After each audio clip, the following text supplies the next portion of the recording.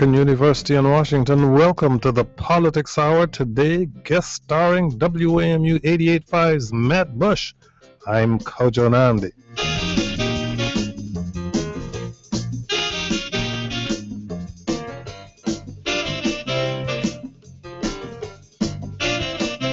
As I mentioned, Matt Bush is our guest analyst today. He's a reporter for WAMU 88.5. Matt joins us in studio today. If you go to our website, kojoshow.org, we are live video streaming today's broadcast. Matt, on a regular basis, we don't live video stream. Why do you think we're live video streaming today? I don't know. I do know that I didn't shave this morning. I kind of thought now I'm kind of regretting that I didn't. Makeup, hairdresser, where are they? I think we're video streaming live today because of the guest. I would imagine that's what it is. You think so? I'm going to go with that. Our guest raises our level of importance. I would like to think that we raise his level of importance. He is Doug Gansler, Democratic candidate for governor of Maryland. He's currently the state's attorney general. The Democratic primary in Maryland is on June 24th, and you should know that early voting is open. Doug Gansler, thank you for joining us. It's good to be with you again. If you have comments or questions for Doug Gansler, call us at 800-433-8850. You can send email to kojo@wamu.org. Shoot us a tweet at Kojo Show, or you can simply go to our website, kojoshow.org, and join the conversation there. Let's talk about first the race to replace Doug Gansler. Involved in that race, the candidates Senator Brian Frosh and Delegate John Cardin. John Cardin has a narrow lead in that race, but what's interesting is that during the course of the last 2 weeks, Brian Frosh's support has been increasing, and it's roughly tripled since February. Also in that race, of course, is Delegate Aisha Braveboy. She is now polling third at 13%. 26% say they support Cardin, but that's within the 7% margin of error. 20% for Frosh. What's going on here? Senator Frosh has more of the establishment backing here. Governor O'Malley has come out for him. He's also run a television ad here in the D.C. area. And I think also what was all expected when the first polls on this race came out, John Cardin was in the lead, and that was almost exclusively, even the pollster said, because of name recognition. His uncle is Ben Cardin, the U.S. Senator, who's very popular in Maryland. So once maybe more and more that people realized this is John Cardin, not Ben Cardin, things began to change a little bit. And also Cardin's campaign, for those who, I think it's more the hardcore political people in Maryland who have been following this, Cardin's campaign has had a few slip-ups in the past few weeks, most notably the support of a rapper, Ski Money, who supported him via Twitter, and Cardin touted it, and then shortly after that realized that Ski Money, whose real name is Lawrence Christian, is under arrest for human trafficking, and Cardin is someone who has talked about how he has passed bills in the General Assembly to combat human trafficking, so then he had to rescind the support of this particular himself in a hurry. Distancing himself quite in a hurry. So there's been these sort of slip-ups, and there's that. And there's also Frosh. He's been the senator for a very long time in Maryland, and he heads the Judicial Proceedings Committee. So he has a lot of the experience, but he also is sort of known, and this is people who cover the General Assembly and people who are around the General Assembly not a lot know that he has a very deliberate approach in how he does his job out in Annapolis, so it might not be that much of a surprise that he's doing his campaigning in a very deliberate way. The incumbent has not endorsed anyone in that race, but what is your own observation about how that campaign is going? Yeah, I do think it's unseemly to endorse your successor, and so I have stayed out of it. I think they're both very good. And Aisha Braveboy, by the way, is very good, though she hasn't been able to get traction in this particular race. They're both quality people. I mean, to Matt's sort of 2 points he raised, the polls are obviously irrelevant in this election. I mean, we just saw, Eric Cantor, the Washington Post had him up by 34 points 10 days ahead, and the only question in the article was whether he won by more than 20 or not, and he lost by 12. So they were 46% off, because it's very difficult to poll in this particular primary. So I'm not sure either the polls are actually relevant. But to echo Matt's point, I think Brian Frosh has the entire establishment support. He has all the endorsements from the newspapers, and John Cardin is running a campaign more focused in the Baltimore area, though down here as well. And when you have the establishment against you, they kind of highlight things like this rapper thing, which, of course, if he had known that this guy was a human trafficker, he wouldn't have posed for the picture. So it's just kind of silly stuff. It is silly season. I think it'll be a tough race. I think it'll be a close race. I really don't know who will win that race. I think they're both competent, quality people, and I'll welcome either one to the job. On to your race. From the beginning, you have framed your candidacy as a challenge to the state's entrenched Democratic establishment. Early voting is open, less than 2 weeks to Election Day. Polls suggest it's still an uphill battle for you to catch up with Lieutenant Governor Anthony Brown. What's the argument you're making to voters that you hope will close that gap between now and June 24th, if, as you pointed out, that gap is indeed a real one? Well, our polling has a very different gap. It's an extremely tight race. It could go either way according to the polling. It depends on whether our voters come out and that our message gets across. I mean, I think that the race is pretty clear in terms of what you're asking. The machine, the establishment, the status quo, the special interests against the people. And my opponent, the lieutenant governor, is solely and wholly funded by the same special interests that have been running Annapolis for these last 8 years. That have really squeezed the middle class in terms of 40 straight taxes and 30 some odd additional fees and other tolls and that kind of thing. So I think people understand there's a big difference, and it's a big difference for the state. I mean, one of the things is, for our viewers, it's a very historic election. We've never had a governor elected from Montgomery County that understands the needs of Montgomery County and that it actually is a place that is majority minority, and we have a minority achievement gap as the rest of the state.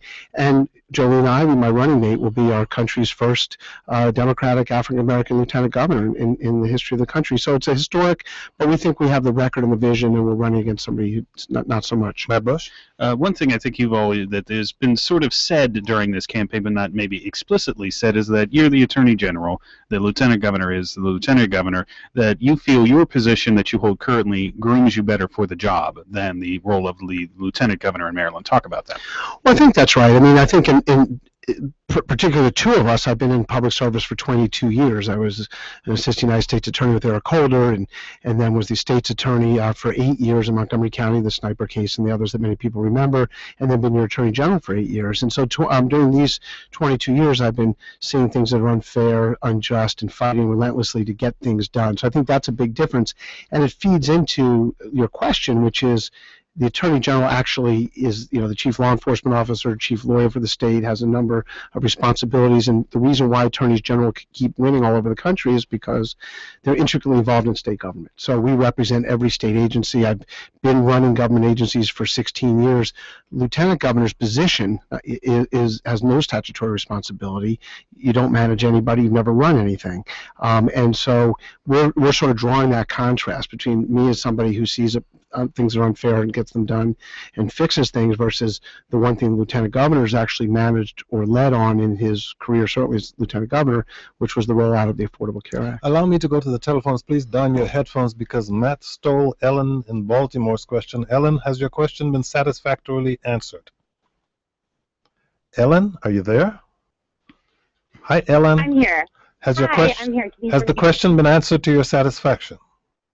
Yeah, well, I actually have another one, if that's okay. Go ahead. Well, I was curious as to why your opponents for governor don't like the idea of a middle class tax cut. Well, we just came out with a middle class tax cut because we think the middle class has been getting squeezed over these last 8 years. We've lost over 8,000 small businesses. You're applying for Baltimore, which is a city where 46% of the adults don't have work. We only have 4 Fortune 500 companies. There was just a study that came out yesterday or the day before saying that Maryland is 49th out of 50 in economic development in the country. We're 49th in personal income growth. So the middle class has been getting squeezed. We just called for a middle class tax cut consistent with President Obama's middle class tax cut, because I think that we need to keep people here. We need to stimulate the economy in Maryland. You said 46% out of work in Baltimore? Yeah, it's actually incredible. Where's that number come from? Yeah, a bunch of studies. We have it, and it's unrefuted, and it's really tough. I mean, Baltimore's been left behind. We're sitting here in D.C., which has really been rejuvenated, in my view, as has sort of Philly up the street. And Baltimore is a city that still has almost 300 murders a year, 46% are out of work. The schools, I mean, my opponent says we have number one schools in the country, but the schools in Baltimore are just, we have the second worst minority achievement gap in the country. We're failing our students, and it still unfortunately matters in 2014 what you look like and what zip code you're born in as to whether or not you get access to a top quality education. So Baltimore's rough. Baltimore needs a governor. But talking about that, you said Baltimore needs a governor. This is the first campaign that I can think of where there aren't any candidates from the Baltimore area in the Democratic primary, either for governor or lieutenant governor. They're all from the D.C. suburbs or the tweener suburbs. Yeah, they're not happy about that, by the way. I understand. Right. But how do you, what do you say to the people in Baltimore now that really it seems like the political power in the state is shifting south? Well, the political power has shifted south. It's sort of like my body. It's kind of just all sinking, and that is the reality. And this is where the votes come from. But what we say to people in Baltimore is, I'm in Baltimore. I live in Bethesda, but I've worked in Baltimore every day for the last 8 years. I've been going to Baltimore since I was a little kid. The two people I'm running against are recent transplants to Maryland, as a matter of fact. But my lieutenant governor, Jolene Ivey, went to Towson. She worked in Baltimore. Her husband, Glenn Ivey, who was the former state's attorney in Prince George's, worked in Baltimore. So when I announced I was running for governor, I actually went to Reservoir Hill, which is a neighborhood in Baltimore, because I think that the neighborhoods is really where we need a governor. And I think I've developed an enormous amount of relationships in the Baltimore region, and we were endorsed by the biggest pastor group in Baltimore because they know what we've done there. I started an inner city lacrosse league in Baltimore 6 years ago because I saw a need there. We now have over 400 kids in that league. They've been getting into schools and being mentored. So, I think I've been able to really get roots in Baltimore, and my opponent couldn't really find it with a map. So it's been good. Your campaign blasted an email to supporters this week that drew inspiration from the upset that Dave Bratt pulled over Eric Cantor in Virginia. Bratt drew a lot of energy from the, well, if you will, hard right of his party. Where are you looking to draw energy from in challenging Anthony Brown? Well, we're sort of. It's interesting if you try and pigeonhole things. You mentioned far right. Ideologically, yeah. Yes. Well, ideologically, I'm a progressive, and I'm more progressive than the lieutenant governor in social policies. I mean, I led the marriage equality effort in Maryland by 5 years, and then wrote the opinion recognizing out-of-state same-sex marriage, that kind of thing. If you're more progressive on social policy, are you more conservative on economic I policy? am, and so I'm fiscally responsible. So we've actually put in. I mean, they've had all these taxes. They've taken $10 billion more of tax money, and we've actually put up for an agenda of $1.5 billion in savings. So it's an interesting idea. Do you think there's room to the right, if you will?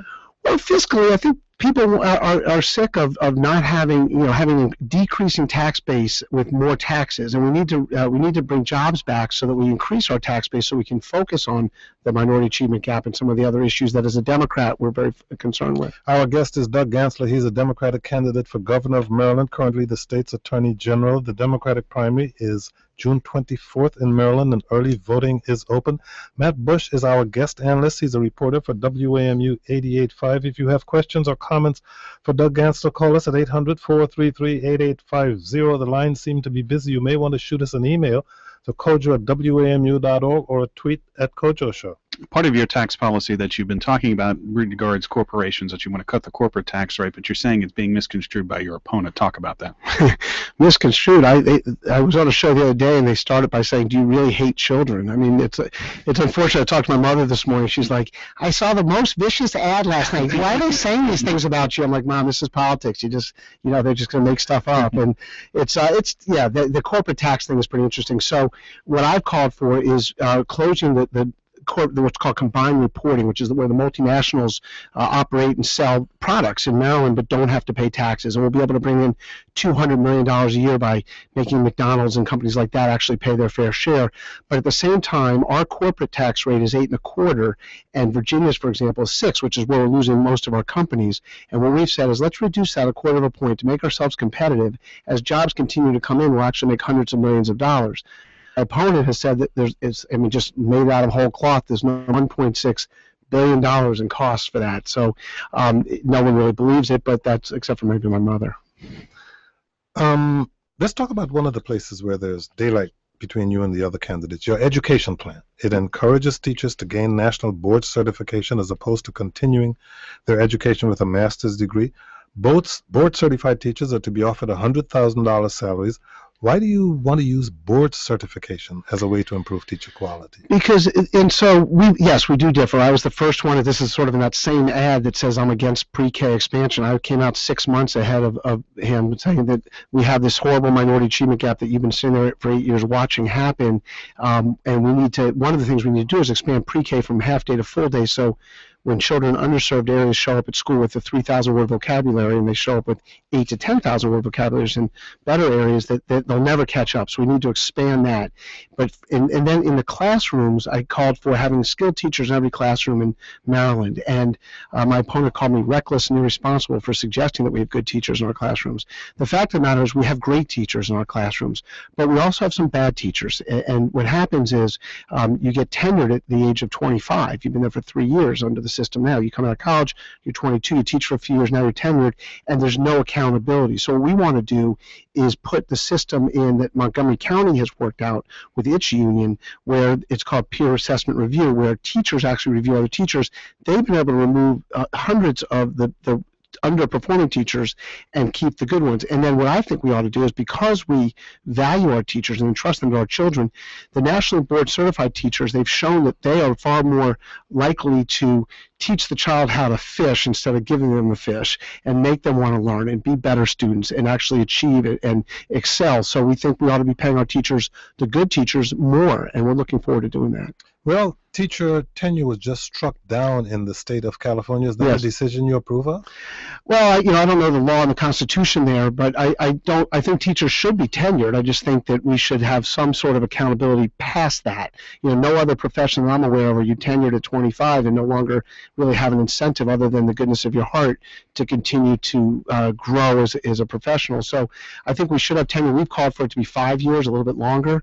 But yes, I think it got tossed out in California, and that might be a movement around the country. But governing on that, teachers unions obviously are quite powerful in Maryland. We've seen some of the things that have been passed in those, particularly 8 years ago, that show their power. So if you're going to then sort of take them on Don't this, approve of people who are critical of teacher tenure.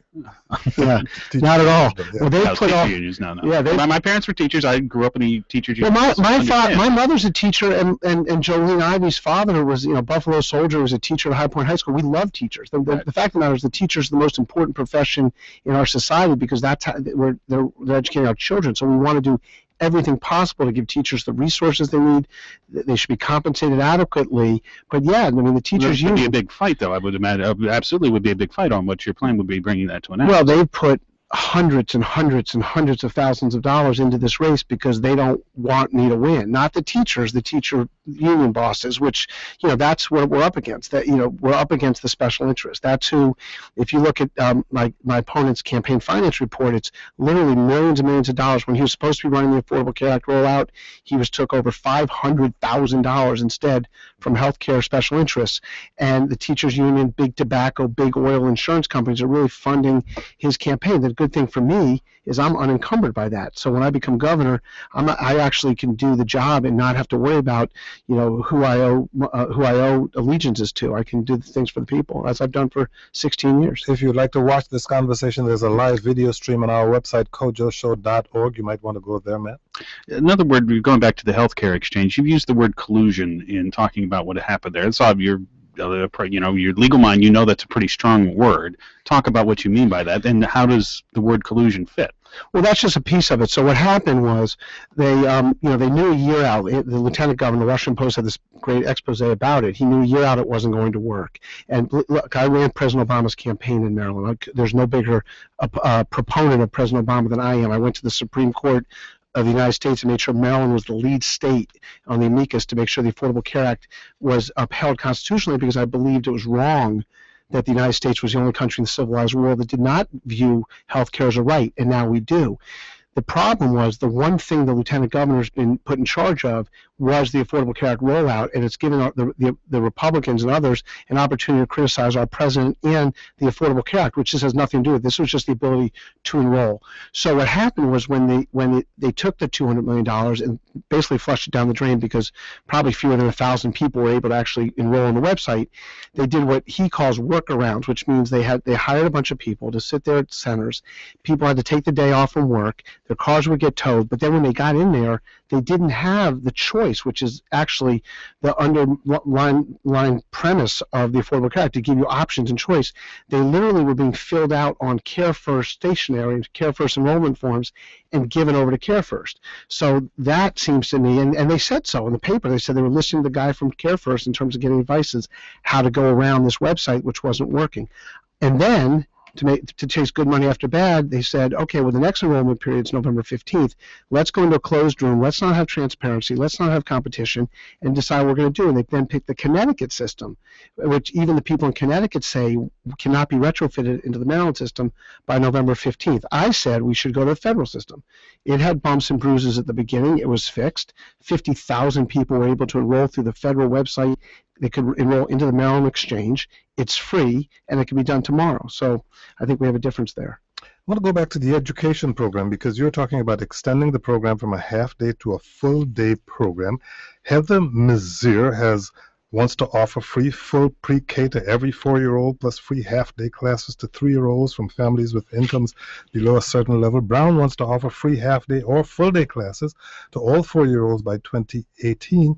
Some have said that your plan is more modest than theirs. It's more modest in terms of I always try and be, they criticize me for it, but I try and be honest with the people that I represent. And I think the notion that we can, which the lieutenant governor says, let's have pre-K for everybody all day and we can just get it started right now, is not affordable yet. I mean, I came out first and said we should have voluntary pre-K full day for everybody, but let's start in the communities where the need exists, which is in the underserved communities. So I said, let's start with folks that are 300% above the poverty line and below to get them enrolled so they can have the full day, and ultimately go get it for everybody. I think Delegate Mazir's idea is a great one. I mean, the idea is we want to start people earlier. We actually have put together a plan called Maryland Works, where we go into homes and work with parents and children to get cognitive skills developed before they even get to pre-K as well. Speaking of Delegate Mazir, that's who Alex in Cheverly, Maryland, I think, wants to talk about. Alex, you're on the air. Go ahead, please. Yeah, good afternoon. I saw in the news online the other day you mentioning that Heather Mizir didn't graduate from college, and I'm just wondering if that's actually true or if you think she lied about it in any way. Before Doug Gansler answers that question, allow me to go to Christine in Bowie, Maryland, who I think has a similar question, so we'll get both out of the way at the same time. Christine, your turn. Hi, Attorney General. I was just wondering, as someone who's touted greater transparency in government, why didn't you ever investigate Delegate Mizir if you knew she was a registered lobbyist at the same time that she was a legislator? Oh, different question. Okay, Yeah. but both about Delegate Mizir. No, they're the same. Look, I don't think Delegate Mizir has lied at all. I think, obviously that may not be the issue she wants to put out front, that she was a lobbyist, but it's not illegal. I don't think being a lobbyist is not illegal. My understanding is, and that's her profession, that's how she makes a living, and people do that, and it doesn't mean they're bad people. But my understanding is I think she's a federal lobbyist, so she's not lobbying the same people who she serves. I don't think there's anything illegal or unseemly about that, and I don't think she's lied to the people at all. In terms of not graduating from college, I don't think, as far as I know, I don't think she's ever said she graduated from college. So I don't think she was lying there. And I got to tell you, I think Delegate Mizir has run a very good race. I think she's added a lot to the dialogue of the race, and it's been a pleasure running with her. I think that all these issues have come up because the question that was asked was, people think that the press hasn't really covered much biographical or information about this race. They've been covering kind of the silly stuff and not the real things in the issue, and that's the issues of the campaign. And they've been very protective, obviously, of the lieutenant governor and his background and his past. Does that answer your question, Alex? Yeah, great. Thank you for that. I was just curious. I'd read it online and was just wondering to hear what he had to say for himself. So. Okay. Thank you very much for your call, Matt Bush. A couple things also to talk about. First, you mentioned the question there was about investigating or transparency in government, and we mentioned Maryland got a D- in the report that looked at it a couple years ago. What are you going to do to further that? And I can say one thing as someone who covers the State House, there are no webcams in the State House itself. It's all audio streaming, and a lot of that in the General Assembly. So things like that. I mean, there was just a bill passed a couple years ago that helps people track who gets what money from whom as far as senators and delegates. So what sorts of things are you going to look at there if you're governor to get that up from a D-. Yeah, I actually think a D- is probably a generous grade with grade inflation. I mean, Maryland could not be worse in terms of transparency and open government. I mean, that's how, when they went into the closed room in the first place for the Affordable Care Act, they ended up with getting a company to do technology from Fargo, North Dakota. Great movie. Not sure I want them doing my technology. So we have a whole proposal about that. And to your point about opening up the government, shedding light on government, making sure people are accountable for what it is they do. I mean, in the Affordable Care Act, it's another example where you can't fix it without knowing what's going wrong. But the machine and the status quo has sort of said, let's look at that after the election instead of having hearings on it. And so I think it's important. When the lieutenant governor doesn't give over his emails, doesn't give over his minutes, doesn't show up at hearings, I think that's a problem in terms of transparency. In terms of the campaign finance that you just touched on, I created a bipartisan commission to look at campaign finance reform because we desperately need that as well in Maryland, and we came up with 27 proposals. About 13 or 14 have now been enacted into law, but we have a lot further to go. I mean, some of this stuff, Anthony Brown, the lieutenant governor, took tens of thousands of dollars from Jeffrey Thompson, the guy that brought down Vincent Graves, pled guilty to that, and then he laundered that money through an organization and kept the rest, and took a lot of money from other convicted felons and people that have been in trouble. And nobody knows about that because we don't have that kind of transparency. I think we ought to have a lot more transparency. I think we really desperately need to tighten up our campaign finance laws. We heard a lot from you throughout the campaign about talking about lowering corporate taxes to make Maryland more competitive. You announced plans to offer $600 million in tax relief to middle-class families. How would that work? Well, we're the only campaign and that has come up with a spending reduction plan. We have about $1.5 billion that we can reduce in terms of spending as a state.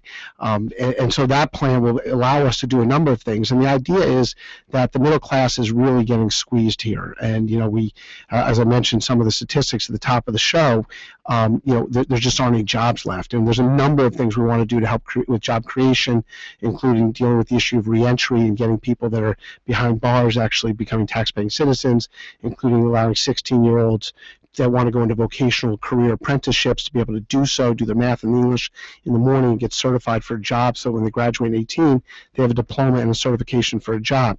In terms of the middle class tax break, which comes directly from the Obama federal tax break, it's an opportunity to give some people back money. I mean, look, just the 40th of their taxes was the regressive gas tax, and that's going to cost people more than $200 a year, families over $200 a year, and this tax cut will help at least pay for that. When you talk about the financial burden that middle-class residents have taken on under Martin O'Malley, what are you talking about? Well, the 40 taxes, almost all of them are regressive. And so what's happened is when we're the 49th state in the country in terms of personal income growth, and we are losing companies on a daily basis. Like I said, over 8,000 small businesses and big businesses. The last one to announce they're leaving is McCormick Spices up in Baltimore, but there's companies that have left there. Black & Decker. You can go through the list. And so what happens is, and we're also 46th in manufacturing, which tends to be the middle class often has avails himself to manufacturing jobs. We're now 46th in that, so we're not producing anything here as well. So the idea is to bring jobs back, promote growth in the middle class, and get more the ability to be consumers in the middle class instead of being in debt. Why wait so long into your campaign to roll out this plan? If the tax burden under this administration was so bad, why wait until now to offer your plan for relief? Well, the lieutenant governor has waited 8 years. This has all been going on while he's been sitting there in the seat of power watching the economic demise of our state and showing up in Annapolis every January with almost $1 billion deficit, and then we can't do the things we want to do as Democrats to work on the social issues that we're so desperate to address here. In terms of our rollout, we've been rolling out plans and agendas and itemized things since last August. People are just sort of taking note of it. I mean, I think one of the big difference between myself and the Lieutenant Governor is when we have debates and we have forums, he says, I've got a 10-point plan, I've got a 14-point plan, I've got a 6-point plan. And I'm saying, look, we have plans, but I've actually been doing this stuff. I actually have a record. I've actually run things. I've run 16 years. I've been elected by the people of Maryland 4 times. And for 16 years, we've been running government agencies, meeting budgets, balancing budgets, and getting things done. I mean, as the president of the National Association of Attorneys General, we took on the big banks and we got $1.5 billion, and we've talked about this on the show, $1.5 billion into just Maryland, into the housing market, to keep tens of thousands of families that otherwise would have been foreclosed upon from losing their homes. I actually did the work. I rolled up my sleeves, went to the meetings, and got it done. I think that's in stark contrast to what the Lieutenant Governor's done. Back to the telephone. Here is James in Hurlock, Maryland. James, you're on the air. Go ahead, please. Yes, sir. Good afternoon, Kojo. Thank you for the opportunity to speak with Attorney General Gansler. My question for you, Attorney General, is the governor requires sound judgment.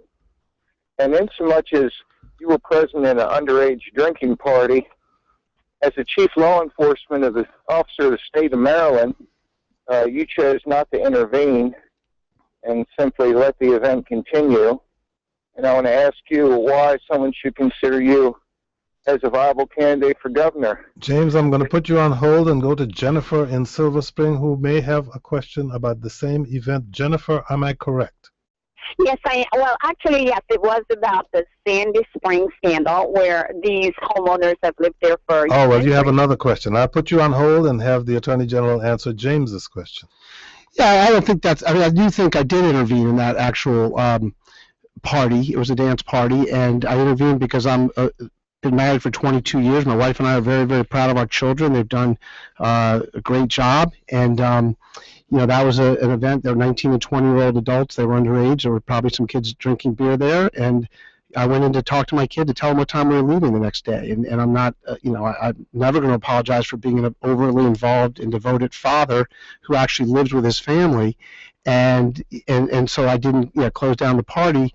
I also, by the way, took him to college a few weeks later, and there are going to be kids drinking beer at college, and I'm not going to not send them to college. We rely on the judgment of our child, you know, and our parenting that we had for 19 years at that point, 20 coming up, and he's made good choices. So I do think I have the judgment. I mean, look, no one ever questioned my judgment in public service for 22 years or my character until I decided to run against Lieutenant Governor. Unfortunately, he has no record to run on, so what he's decided to do instead is attack my family and me personally, and that's unfortunate, but I understand that's the reality of politics, and I think people can see through those kind of tricks in dirty politics. On to Jennifer in Silver Spring. Jennifer, your turn. Yes, good afternoon, Kojo and Attorney General Gansler and your group. Just want to ask a quick question. I know you talk about character, and yes, as a grown adult, I would have shut that down, but that's my perception. The thing that I want to ask you is when it comes to standing up for people that needs the Attorney General on your side and somebody that would make a sound, solid judgment. I did heard the scandal on Sandy Spring where this family that have been living there for, gosh, how many centuries, and their land was stolen and given to a developer, and they were paying taxes on their land, and they accuse you of taking their land. I haven't actually heard you say anything or apologize for anything of that nature. I just want to know if that's an accurate statement or not. Yeah, well, a couple of things. You did mention that party, that you would have closed it down. And the police actually were there 20 minutes earlier as they go around, and they didn't close it down, nor did the chaperones that were actually chaperoning that party didn't close it down. So I'm not sure anybody actually would have, but I appreciate that, your help on that. On the Silver Spring thing, it turns out I actually didn't steal anybody's land, or do I work for a developer or anything of that nature. I think I am aware of the case. I was the head of the NAACP Criminal Justice Committee in Montgomery County for years. I started the first civil rights division in the state's history through the Attorney General's office, and we deal with issues all the time, whether it's voting rights or minority achievement gap in higher education and so forth.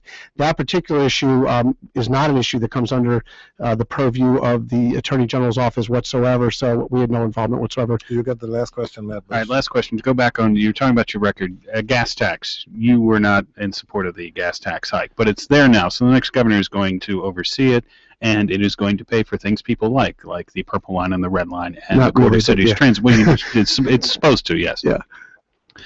What do you see? Would you at all? You call it regressive? Would you at all propose to bring it back down? What would you do with it? Yeah, I mean, look, I'm all about mass transit, and I want to bring a high-speed rail from Baltimore to Washington. I think that'll help the entire region. The Purple Line's obviously well on its way. The problem is, of course, the gas tax won't pay for it all. We need to actually make our economy vibrant again and bring jobs back to increase our tax base so that we can pay for these things. the reason why I didn't like the gas tax was because what they did, the Brown-O'Malley administration, is they stole all the money out of the Transportation Trust Fund. Would you go for a lockbox on that? I think so. I mean, look, Thinking of things would be tough to get through the General I Assembly. think lockboxes, I think that'd be tough to get through the General Assembly, and it's a little bit more gimmicky. I do think, though, we should uphold the trust of the public, and that if you're putting money into a Transportation Trust Fund, it should be used for transportation, not all the money taken out, and then say, oh my God, we have no money, let's tax poor people and people that drive, and have this huge gas tax. So the answer to your question is, I'm not going to relive each of their 40 taxes. I think what we need to do is figure out how to make our state competitive with our neighboring states, so that we stop the exodus of jobs leaving our state, and bring jobs back and retain the jobs that we have here. We're almost out of time, and we get the most important question the election may turn on, this tweet that we got from Larry, who asked, given a choice between Alaska king crabs and Maryland blue crabs, would you categorically state that you always support Maryland? I always support Maryland, and we're going to, the Chesapeake Bay and the environment is my biggest issue as Attorney General, and remains so as Governor, and we'll continue to watch the crabs flourish. No Alaskan crabs for Doug Gansler, please. No, I'll have those for dessert. No, you're not allowed. Doug Gansler is a Democratic candidate for governor of Maryland. He's currently the state's Attorney General. The Democratic primary in Maryland is on June 24th, and early voting is open. Doug Gansler, thank you very much. Thank you, Kojo. Thanks to you. This is the Politics Hour. Matt Bush is our guest analyst. He's a reporter for WAMU 88.5. And it's fair to say a lot of Washingtonians were surprised earlier this week when Carol Schwartz announced a candidacy for mayor as an independent. She has been a Republican for most of her adult life. She was a member of the school board and for many years an at-large member on the council. This makes the race more unpredictable than it may have been before when it was just between the Democrat Muriel Bowser and independent former Republican David Catania. What do you think? It certainly makes it more interesting. I can tell, watching the tweets of the day that she was announcing. I was actually in here working on all these profiles that I've been doing, and watching the tweets. And Twitter just absolutely blew up with everybody who had any sort of thought on anything in D.C. immediately jumped right on that.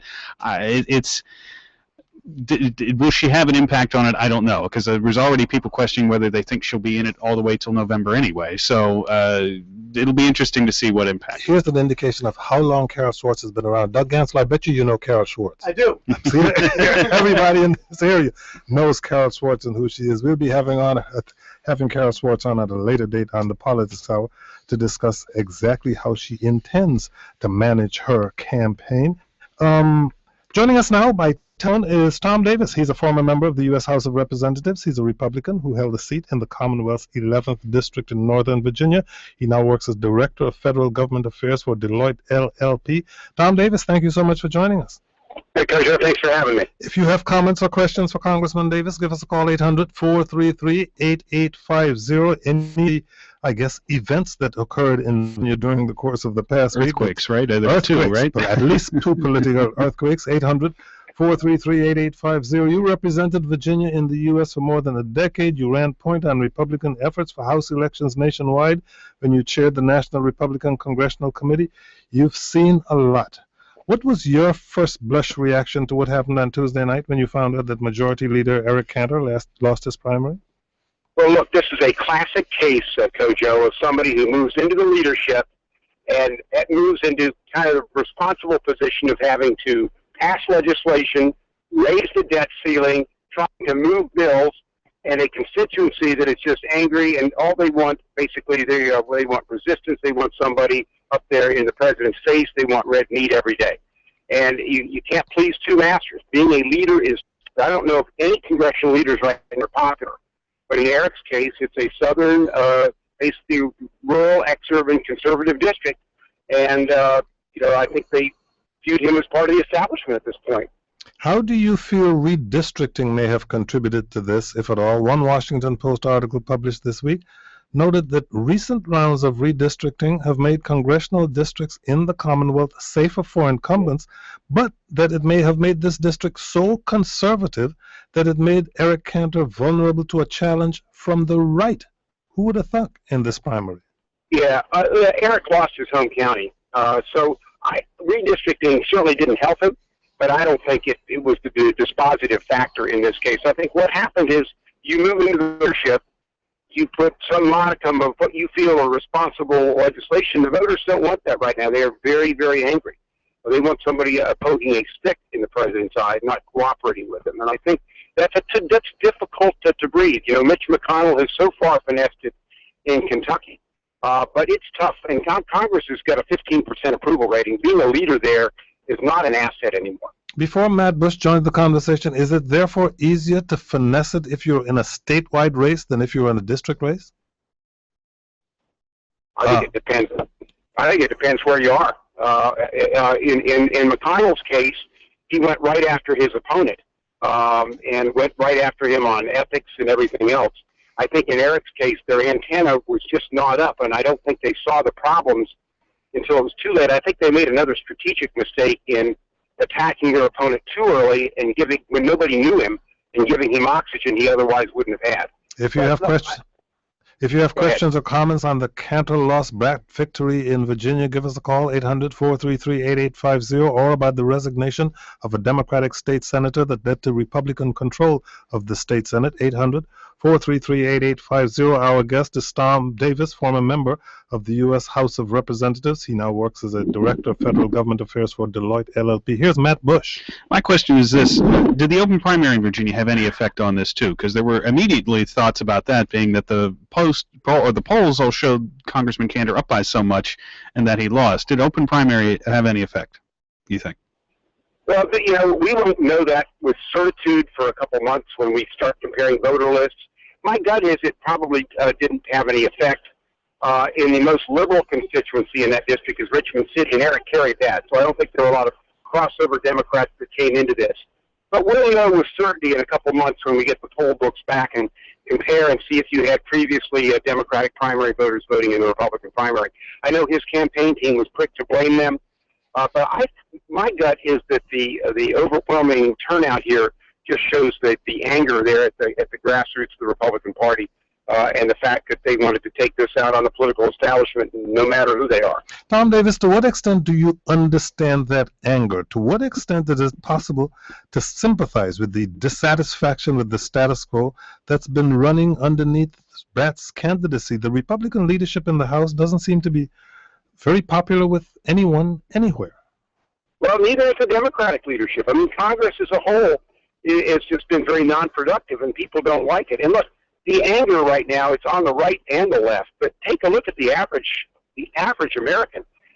Stagnant wages for 20 years, an economic meltdown where they're losing their savings accounts, bailouts of Wall Street, 2 wars that went sideways. I mean, you look at government today and you say, what has this done? And so I think there's a huge anger toward what's government done for me. And it's on the right and the left, and the Tea Party has put forward a narrative on this that has attracted, I think, a lot of people, and you can't help but sympathize with them. The Republicans that have been successful have been able to show that empathy and kind of capture that.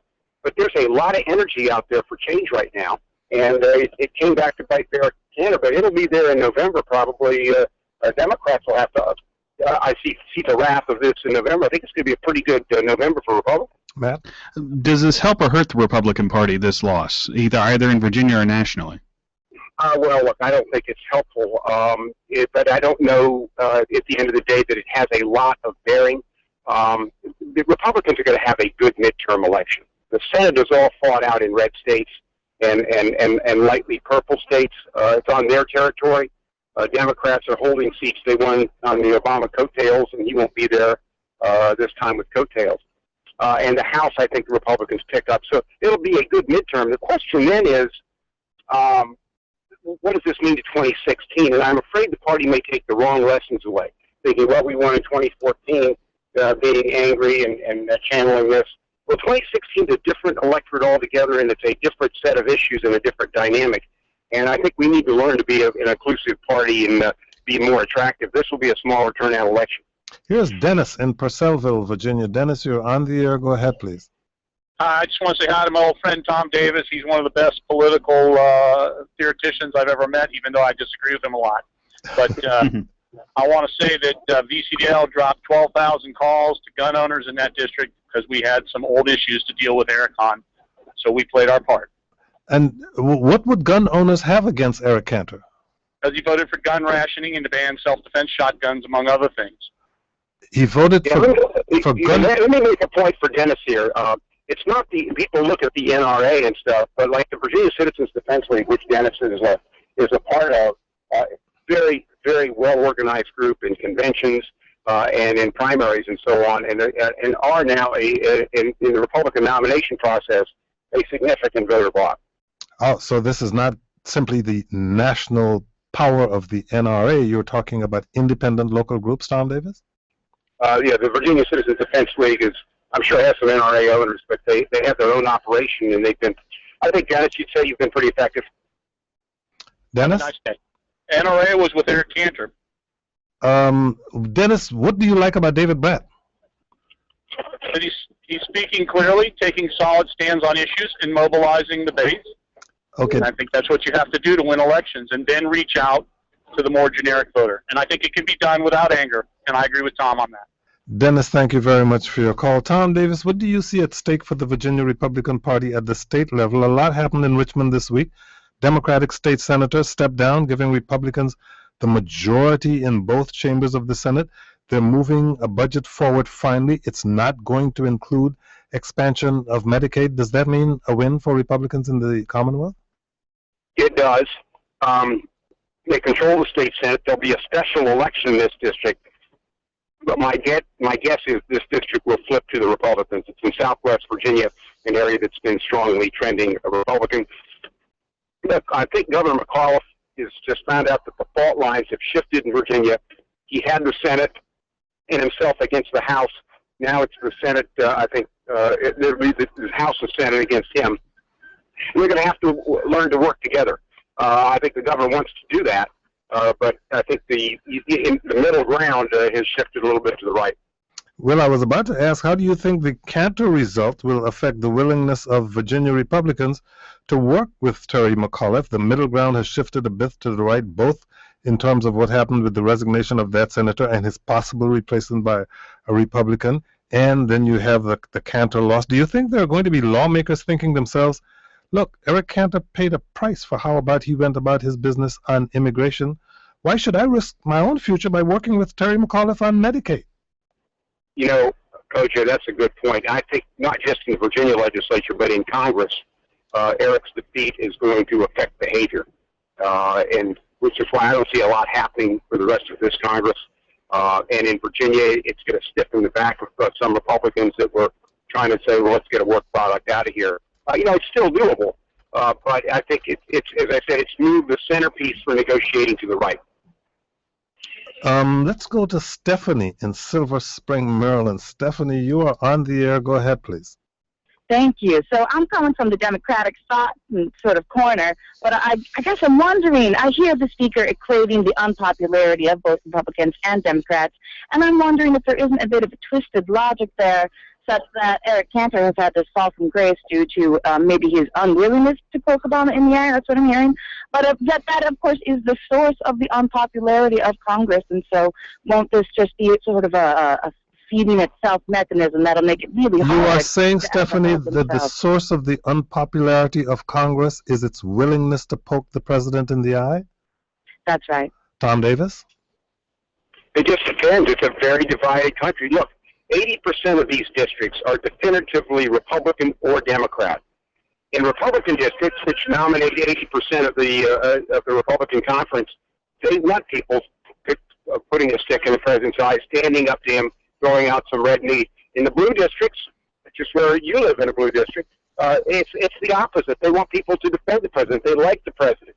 You do have 20% of the districts that kind of hold the balance between the parties, but the way the lines are drawn right now, it tends to favor the Republicans institutionally.